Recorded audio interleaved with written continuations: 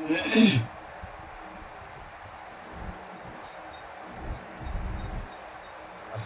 আলাইকুম ওয়া রাহমাতুল্লাহি ওয়া বারাকাতুহু।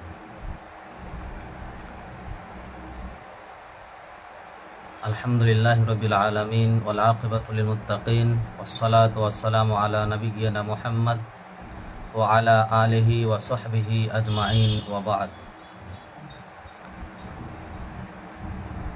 আউযু বিল্লাহি মিনাশ শাইতানির রাজীম। বিসমিল্লাহির রহমানির রহিম। ইন্নাস সালাতা কানাত আলাল মুমিনিনা কিতাবাম মাওকুতা।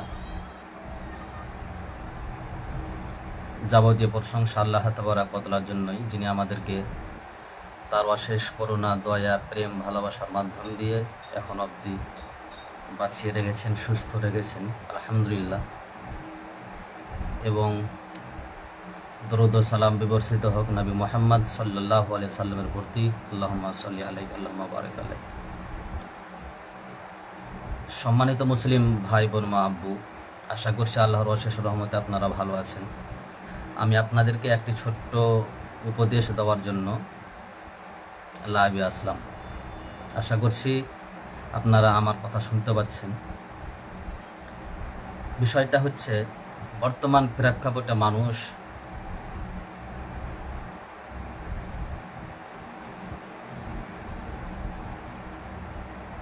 অসামাজিক কাজে যারা জড়িত, যারা আল্লাহ তাবারক ওয়া তাআলার বিধান মানে না, তারা সবচাইতে দুঃখিত, তারা সবচাইতে সমাজের কাছে ভালো মানুষ। কেন?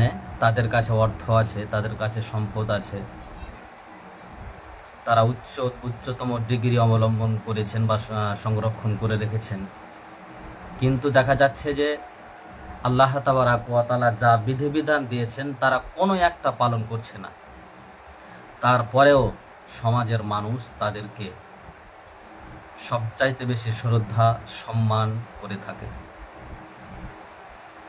দুঃখ হলেও সত্য এই, সারা পৃথিবীর সমস্ত কিছু ডিগ্রি যদি নিয়ে থাকে, সারা পৃথিবীর সমস্ত কিছু যদি সম্পদের মালিক হয়,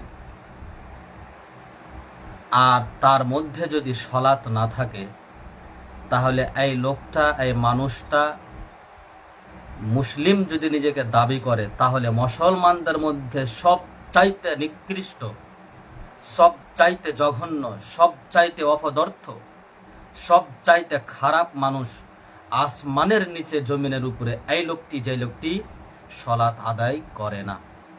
কেন?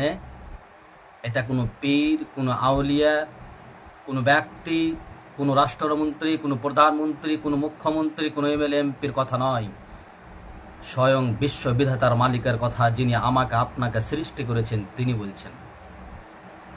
এবং সারা পৃথিবীর যতগুলো মুহাদ্দিস এসেছিলেন, সমস্ত মুহাদ্দিস একমত যে যারা 5 ওয়াক্ত সালাত আদায় করে না, তারা মুসলিমদের অন্তর্ভুক্ত নয়।